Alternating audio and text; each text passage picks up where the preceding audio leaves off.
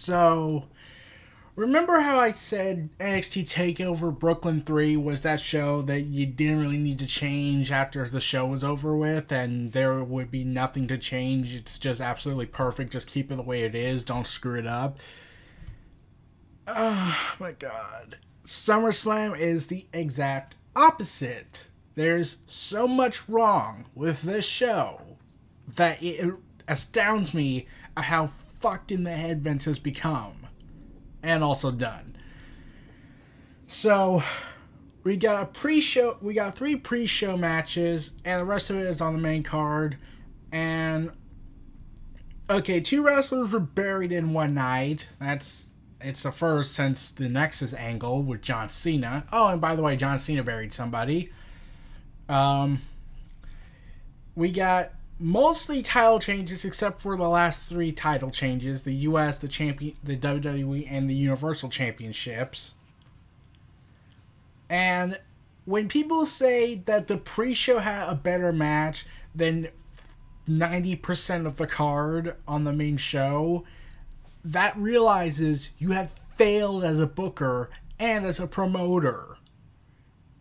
So let's get right into it. The Miz and his Miztourage cronies, Bo Dallas and Curtis Axel, had faced off with the Hardy Boys and Jason Jordan. Now, this also stems from the fact that it was very early into the pre-show and therefore there was nobody in there, so clearly someone must have been pissed off backstage at them for some reason. Probably because Miz is too good at his job. The Jason Jordan Kurt Angle storyline is going nowhere. The Hardy Boys were just there because they have lost the Revival. And the Miztourage, well, they're associated with the Miz, so they're guilty by association in some twisted mind. So, yeah. The Miz is pissed off. He doesn't want to be in the match if he's not defending the Intercontinental Championship. And he has every right to be pissed off. And The Miz defeated Jason Jordan, which does seem like it will sputter the momentum that Jason Jordan's storyline is right now even further. Because, well, because now fans are booing Jason Jordan, even though he's part of a mid-card storyline, not a main event storyline. And yet they're still booing him because, oh, well, they're praising him now and saying he's a future superstar. We gotta boo him now, even though we loved him back in NXT. Like, this shows that WWE that it's on a different universe than NXT. So the Hardy Boys, they keep being mentioned that they have been awoken by something, and yet I'm still waiting for that gimmick to happen. GFW is being so stubborn. The Owl is being so stubborn. I could restart the hashtag movement of fuck the Owl, but I'm not interested in that. Don't want to get involved in the drama between the Hardy family and the GFW owners. So Miz goes ahead and defeats Jason Jordan. It's what you expect. It's a dud. There was nothing special about this match, and it was probably the Hardy Boys' worst match since they got back. And Jason Jordan doesn't really get any benefits off of this. It's just, okay, it's just that. It looks like they're building to Jason Jordan versus The Miz, but I've been thinking, like, why couldn't it have been Chad Gable? Like, he's been clearly being shown SmackDown seems to be pushing him more, especially making his use of his the things that make him good accentuate the positives, hide the negatives, whereas Raw seems to be focusing on, oh, cut all the positives out of him. We gotta only show the negatives, and that's mostly his promo skills. So, yeah, they are not letting Jason Jordan, do what he is known for, being a wrestler, not a charisma talker. Especially against The Miz. So, I'll see how the storyline is going to go. Like, there are rumors that they might be changing it soon, with Jason Jordan revealing that this whole thing was a ruse, and I'm wondering how would that even make sense, especially with the storyline that Kurt Angle presented to us. So, either way, the storyline is fucked. Now we get Akira Tozawa versus Neville for the Cruiserweight Championship, with Titus O'Neil as manager for Akira Tozawa. And yeah, Apollo Crews has really been put on the side. Like, originally this whole storyline started with Apollo Crews, and then it moved to Akira Tozawa. I heard that Akira Tozawa and Apollo Crews are real friends in real life, so everyone said, oh, that kind of makes sense. But how does Titus O'Neil benefit off of this? Well, now they can say that because maybe Apollo Crews recommended him, but we never saw a scene, I believe, so I was missing Raw and SmackDown for a while during my vacation, so I probably missed that. So, yeah, this wasn't their best match together, and the Raw match was much better, therefore making this match completely utterly pointless, especially after what happened. Okay, here's the best way to describe it. Have you ever imagined a match that happened that you're just thinking this is absolutely pointless, then makes the other match incredibly pointless? They both are negated, because Neville regains the Cruiserweight Championship from Akira Tozawa. Why? Like, this was the beginning of a long list of title changes. So, yeah, Neville defeats Akira Tozawa, and Titus O'Neil's frustrated. Akira Tozawa is most likely pissed off, and now Neville's back to being the king of the Cruiserweights. And like I said, I am liking the king of the Cruiserweight style they're doing, but here's the problem. They just did that for 50-50 booking. It was shock factor. Like, oh, we gotta make the pre-show look amped up and whatnot, get people invested since this is an incredibly long pre-show. And it's not working for me. Like, this is 50-50 booking. That doesn't get me hyped up. It gets me worried. So now I'm wondering, what's next? Are they going to switch the title back and forth like Charlotte and Sasha Banks? No, they're not. Hopefully not. I don't know where Titus O'Neil's worldwide brand will be going afterwards. Like, will Titus throw Akira Tozawa to the side, or will considering that Titus O'Neil has been focusing a lot on Akira Tozawa, I'm thinking, like, could they do a jealous angle with Apollo Crews just getting frustrated that he's being pushed to the side? Like, that would be actually interesting to give Apollo Crews some much needed character development. Like, a lot. I missed Yuha Nation. At least he had something going on in the independent scene. Here he's just floundering. Now let's get to the Usos versus the New Day for the SmackDown Tag Team Championships. Okay, remember how I said that that there was a match on the pre-show that actually did well and actually made people question if that was their best match at the card when over nearly 2 hours of the show had passed? Yeah, this was the match. The Usos and the New Day delivered a near 20-minute match on a pre-show, and it was awesome. Now, everyone expected the New Day to retain because, booking philosophy calls for this. The Usos defeated them on SmackDown, so clearly they should lose to the New Day on the show. Nope. The Usos win, further showing that SmackDown is still superior in some form of logic.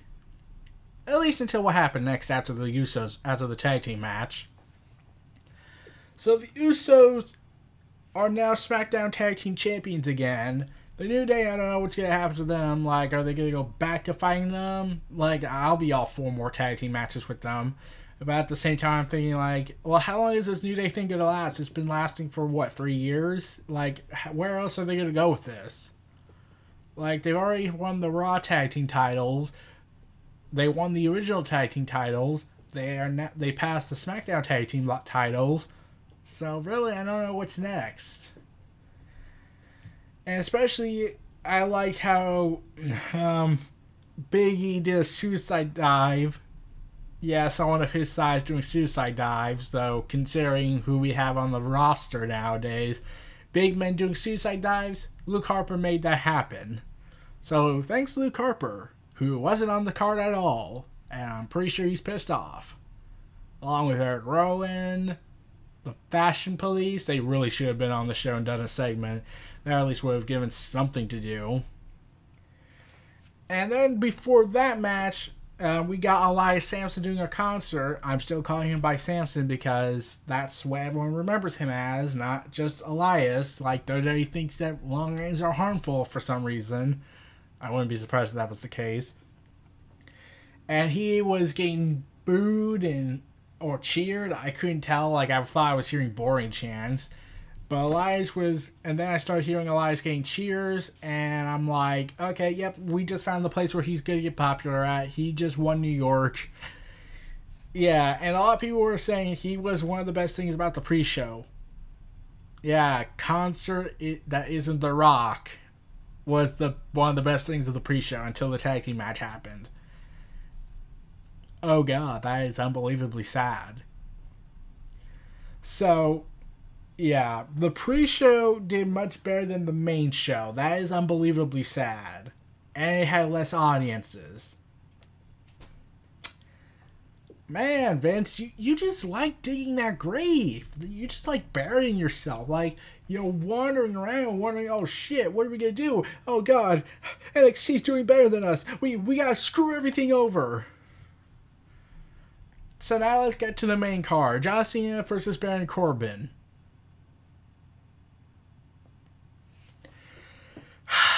Oh god. When I heard that this was going to start the show, and I knew this wasn't going to be a good match because Baron Corbin is not fully developed yet as a performer, and even John Cena probably would have trouble trying to make him look strong. But then I heard that he has heat, which would explain the cash-in failure and being him looking like a fool. You see, apparently he made some comments on Twitter towards Dave Meltzer, and for some strange reason that pissed off the officials backstage, which begs the question, why? Like, I'm wondering, wait, don't you guys kind of hate Dave Meltzer since he started the whole spoiler trend? Doesn't he, like he's the voice of wrestling journalism, and now people like to watch him, and then he gives away details, storylines, what plans are going to happen, and that makes you really predictable, and it's hard for you to be unpredictable. Like, I thought for sure you'd be praising Baron Corbin for calling out Dave Meltzer for that, but surprisingly you're not. So that explains why he failed the cash-in attempt and was made to look like a fool. And this match was only 10 minutes and 15 seconds long, and considering he has huge heat with the officials, what do you think happened? Cena wins, LOL! Yeah, John Cena defeated Baron Corbin within 10 minutes and only 1 AA. Yeah, like, Baron Corbin mostly dominated this match. It took, 5 moves to beat Baron Corbin. That's... Yeah, we're at the Damien Sandow level now. So, after all these 2 years, a year or so, of building Baron Corbin up, WWE has decided, well, he spoke against Dave Meltzer, even though we also have problems with him, so we're going to punish him. And I'm not going to be surprised if I hear that Kevin Dunn was looking for any fucking excuse to punish an NXT superstar.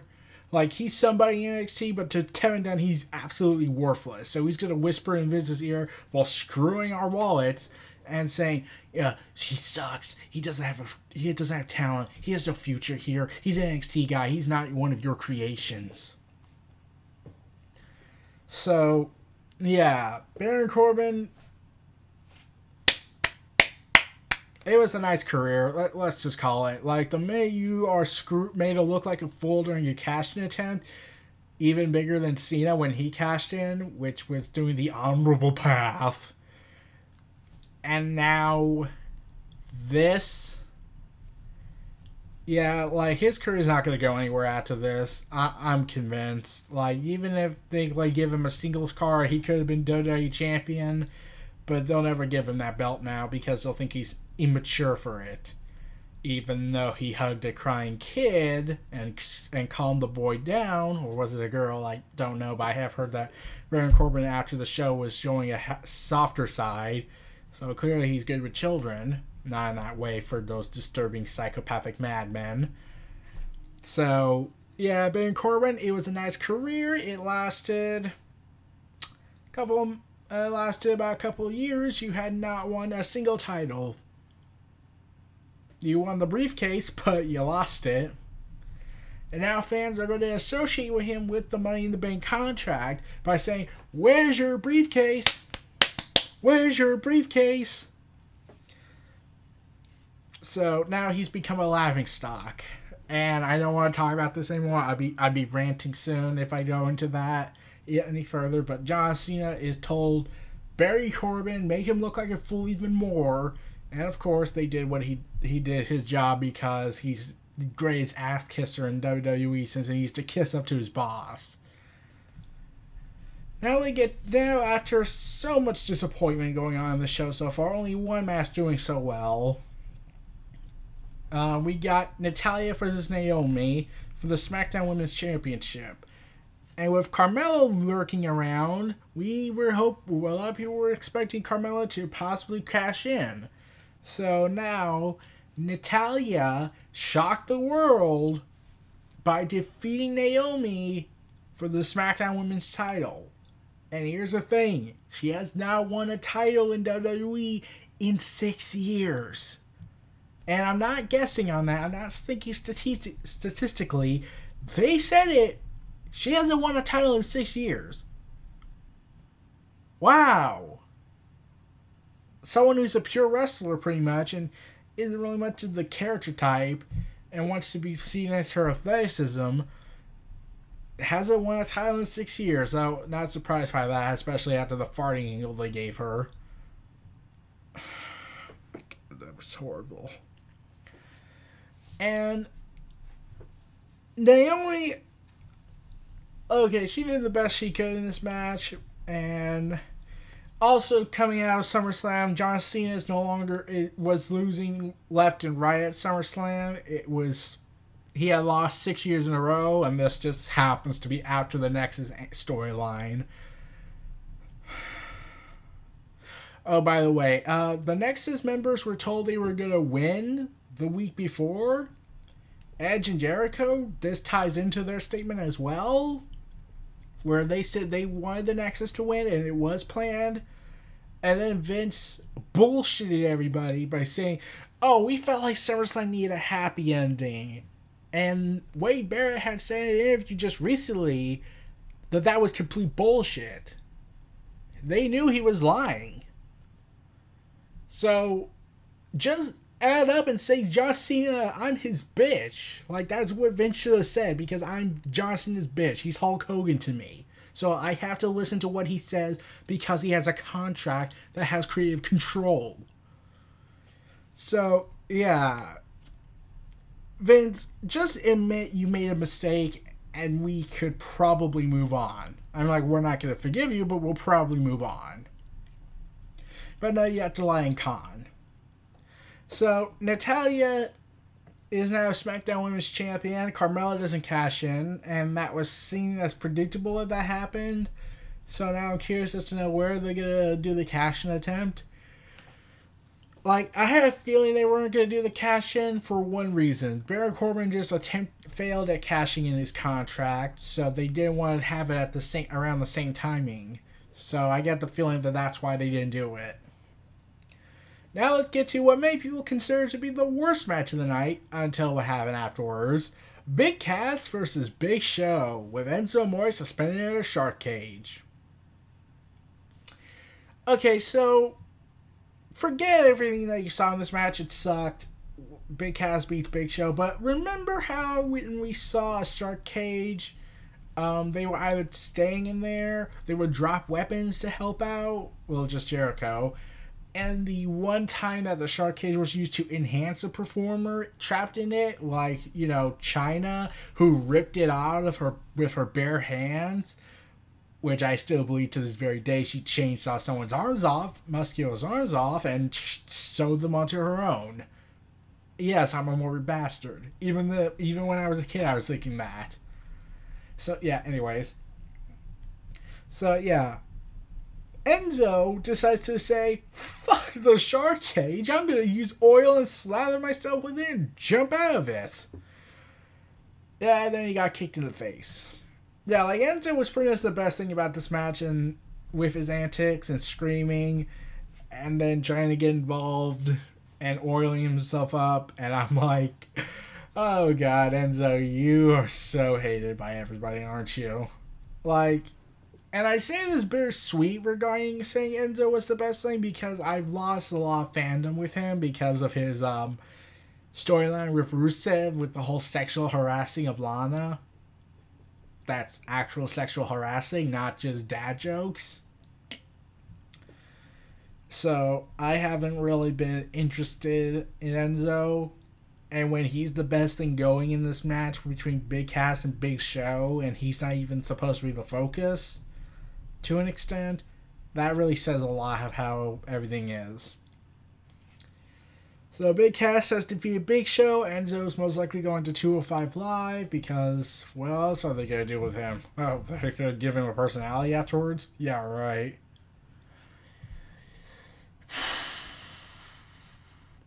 Anyways, now we get to what made people thought, oh, there's no way that match could be worse.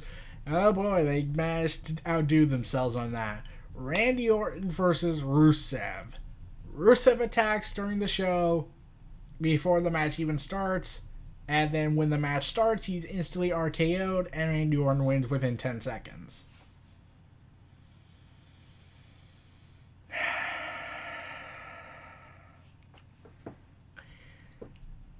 Oh my god.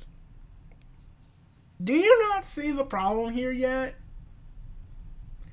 Rusev has the makings of a star, but because his relationship with Lana, getting married, engagement going on, and the fact that he's an NXT guy, a Triple H guy, he's automatically the most hated guy on the roster, especially after what Cena did to him. So now we have Rusev, who who has had major blunders in his storylines, like the Love Square storyline with Ziggler, Lana, and Summer Rae, which was the worst thing I've ever seen that makes Twilight and the Attack of the Clones suitable. Okay, really, Attack of the Clones, Twilight sucks. Let's see, the sexual harassment storyline where the guy who's defending his wife's honor is apparently the villain, and the sexual harassers are the good guys.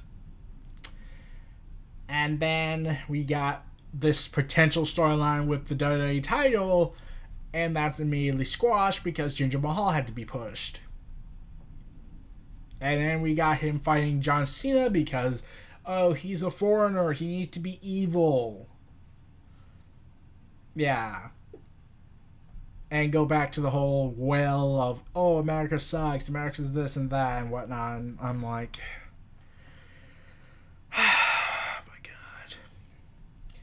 yeah, if you have not been able to guess, I am just seriously exhausted watching this show. I've watched all 6 hours and I did not get much enjoyment until like the final hour. 5 hours of no enjoyment. Maybe a couple of moments with maybe the tag team match and the pre-show match with the New Day and Usos.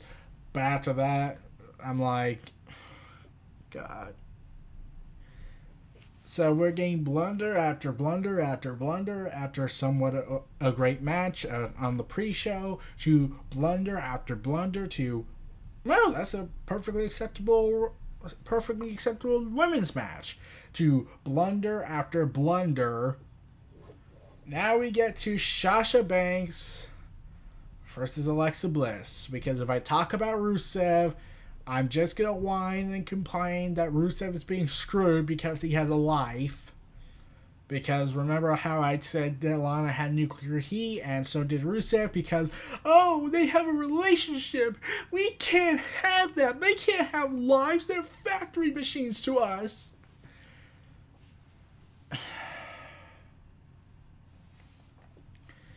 So let's get to Sasha Banks and Alexa Bliss. Originally Bayley versus Alexa Bliss, and this match was the best women's match of the night. This was honestly the best women's match of the night for me, because it's Alexa Bliss, 5 Feet of Fury, and Sasha Banks, and they're going to tear the house down as much as they can. Surprisingly, Sasha Banks got the victory. I was surprised by this because Vince had decreed that she's injury prone, so therefore she's automatically worthless. So surprisingly, I think Triple H talked Vince into doing it. Hey, let's make her women's champion. And I really was enjoying Alexa Bliss's reign. However, after the "This Is Your Life" segment that ended in failure, and then the missed opportunity with Nia Jax being Alexa Bliss's way of maintaining her status at the top, yeah, there were some blunders along the way. So ultimately, it didn't matter who won this match because I didn't care, especially since the storyline was next to non-existent. But it does leave the opportunity of a Bayley involvement when she gets back. Like, she could be that jealous friend who eventually snaps. Because when Bayley hugged Sasha and showed up on TV, she was booed by the Brooklyn crowd twice in a row. Like you've seen what Vince has done to her. He has ruined her. Like, it shouldn't be that hard. Bray Wyatt, I'll be honest, you could somewhat have problems of him not understanding his character because you refuse creative freedom to a major extent and micromanage everything. But Bayley shouldn't be that difficult to portray as a character. Just make her happy-go-lucky with a tendency to have an aggressive edge when necessary. And there. That's the formula. But no, you have to make her a gullible idiot. And fans can't stand that about Bayley. And I don't think Brian Saxton helped because everyone hates him.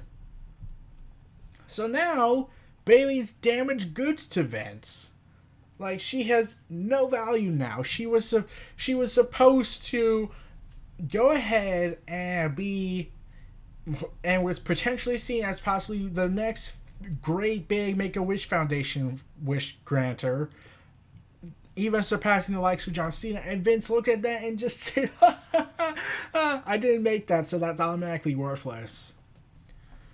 So, Bayley, like, people booed her in Toronto, people booed her in NXT now, and people booed her tonight. There's no hope. Like, if you turn her heel, I don't know if that would work. So, yeah, the NXT got it right, but for some reason, WWE is like, you have a successful formula, we're going to screw that all up. So now, like, okay, let's move on. Like, it's curious as to know where Sasha Banks is going to go with the Raw's Women's title. I just hope they don't switch it back and forth with Hot Potato. Now let's get to the Demon Finn Balor versus Bray Wyatt. The entrances, that's it. There's nothing here that could make you say, oh, that was awesome, other than the entrances. Bray Wyatt's entrance was alright. Finn Balor's entrance was superb. What else is there? It was what you expected. Finn Balor was going to win. There was no surprises. I mean, like, Bray Wyatt getting, like, we've seen Randy Orton getting Bray Wyatt's head, so that isn't new. And especially after what happened on Raw when Bray Wyatt beat Finn Balor clean, everyone knew right then and there, yep, Finn Balor's winning. They just needed an excuse to get the demon out. And, okay, they're trying to make Finn Balor's character split personality base, which would be interesting. However, check out Del Busto 103's video with Triple H and Finn Balor wrestling edit SummerSlam fantasy promo. That is how you should make the Finn Balor character when he goes into his demon persona. That is how it should go. I'll put a link in the description just for the hell of it. So, Del Busto, this is free publicity to you.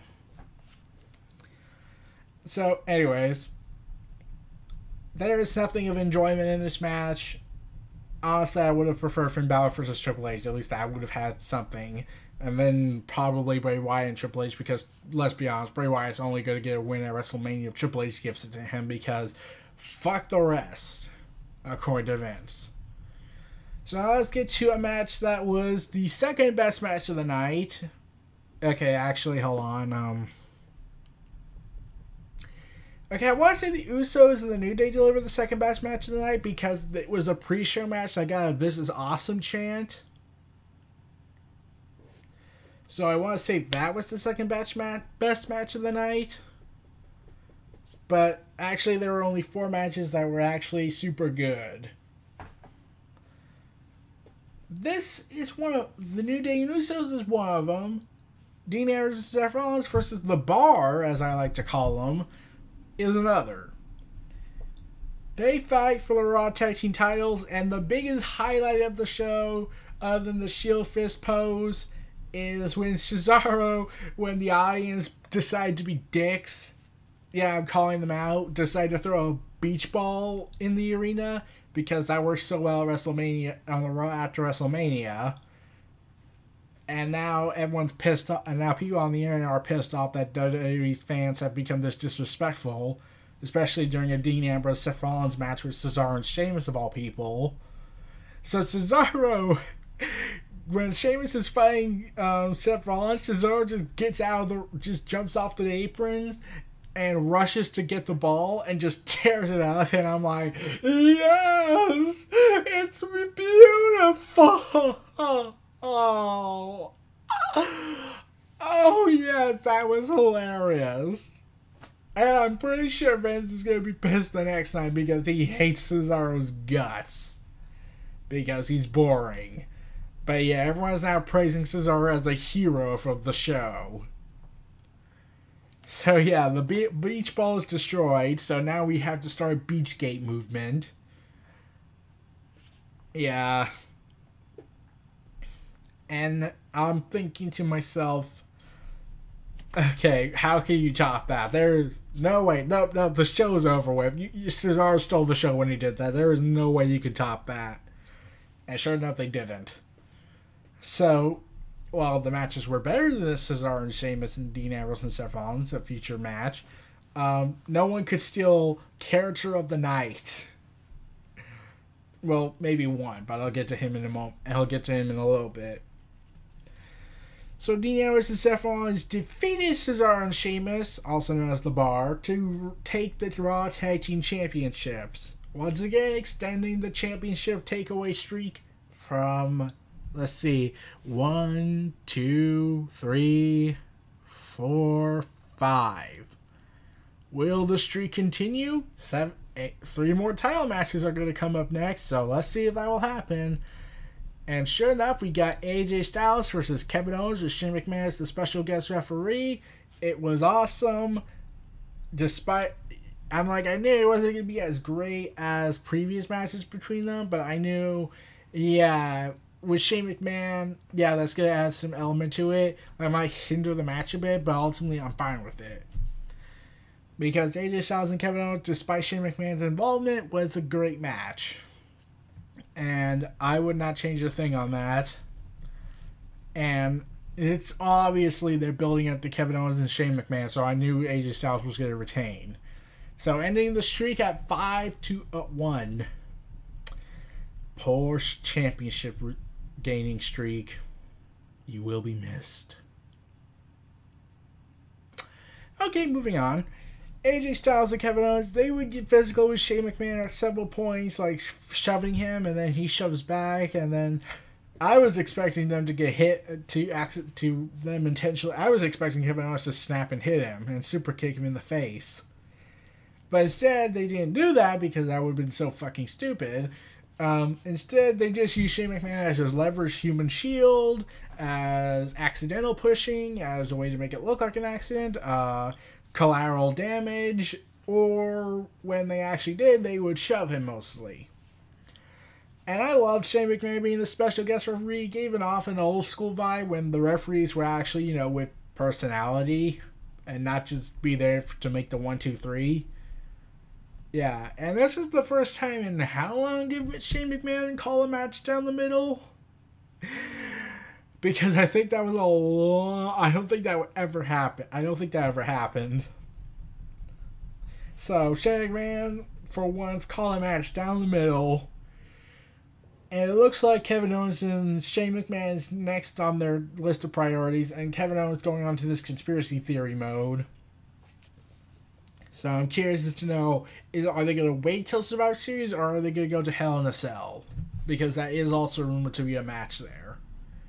If so, then Kevin Owens and Shane McMahon inside Hell in a Cell is going to be interesting. After the last Shane McMahon Hell in a Cell match happened. Yeah. So now we got Kevin Owens pissed off. He's most likely going to tear asunder the SmackDown landscape, hopefully. That's going to be interesting when he does that. But he can't attack Daniel Bryan because of medical reasoning. And because I'm pretty sure as much as Daniel Bryan wants to fight, he can't because, he'll die.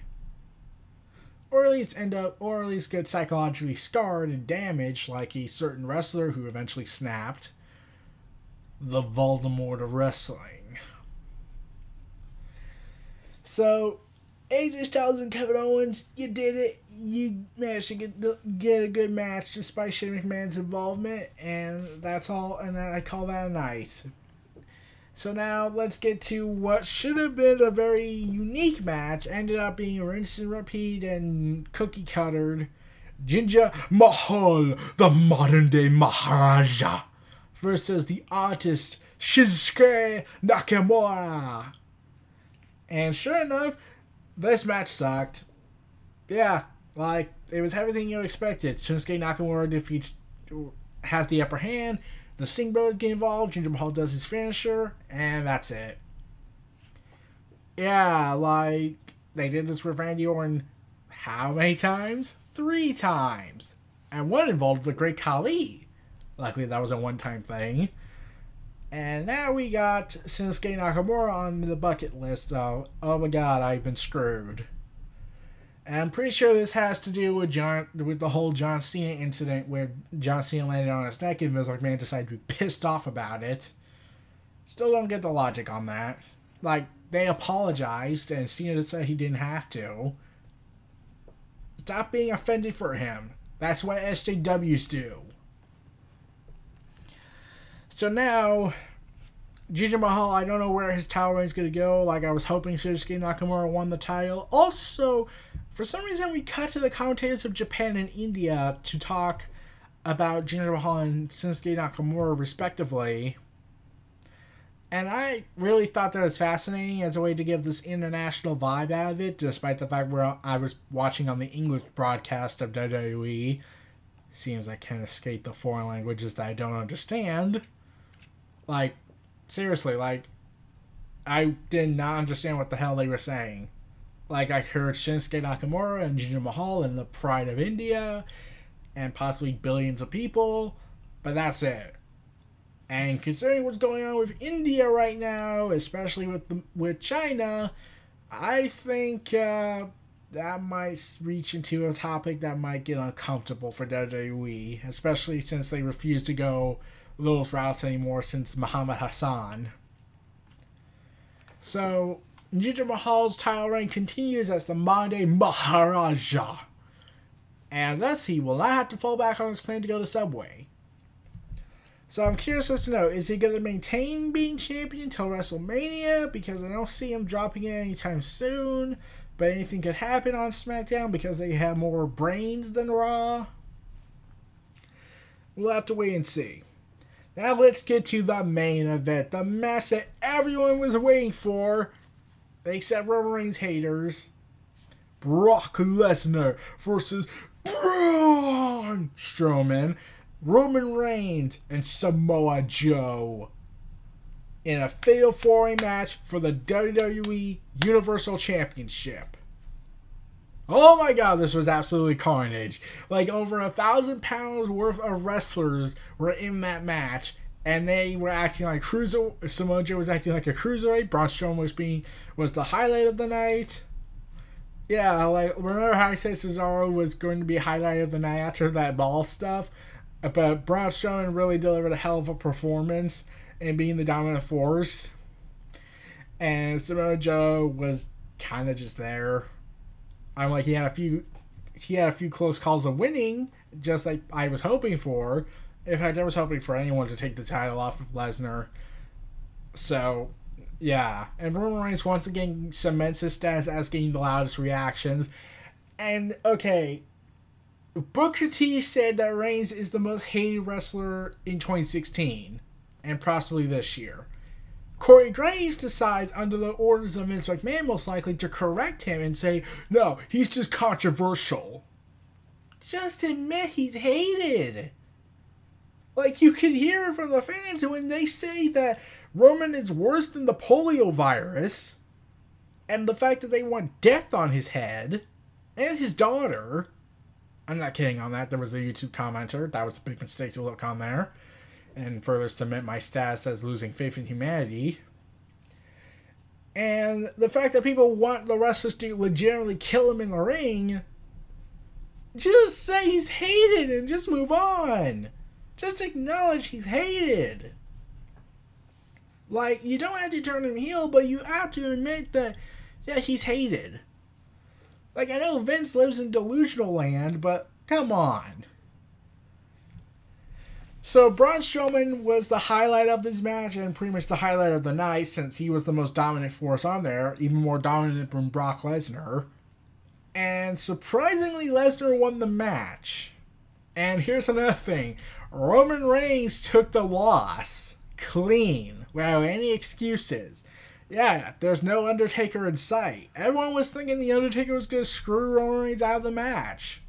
And they were going to build up another match between them at Survivor Series, according to Dave Meltzer, since they said photographs of Undertaker were seen. He was in New York. But I was like, okay, thank God they didn't do that.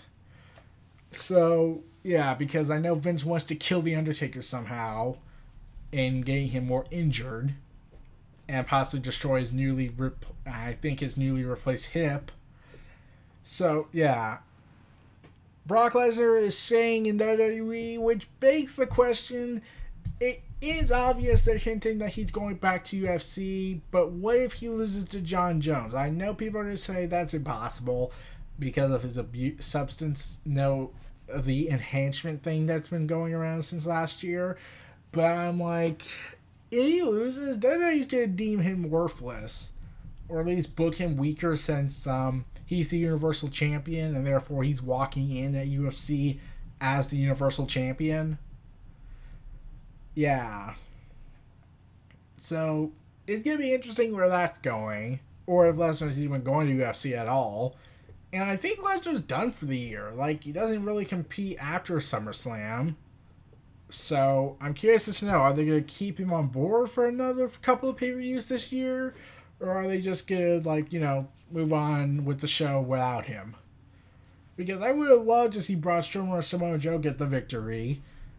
Especially Braun Strowman after that performance he did. And I love Paul Heyman's crying like he's literally concerned in the fact that, no, my job's on the line here. My God, what was I thinking on that? Yeah, I really love Paul Heyman actually invoking emotion, something that a lot of wrestlers lack nowadays because they're micromanaged to death. So Brock Lesnar gets absolutely destroyed in this match at the hands of Roman Reigns, Samoa Joe, and Braun Strowman.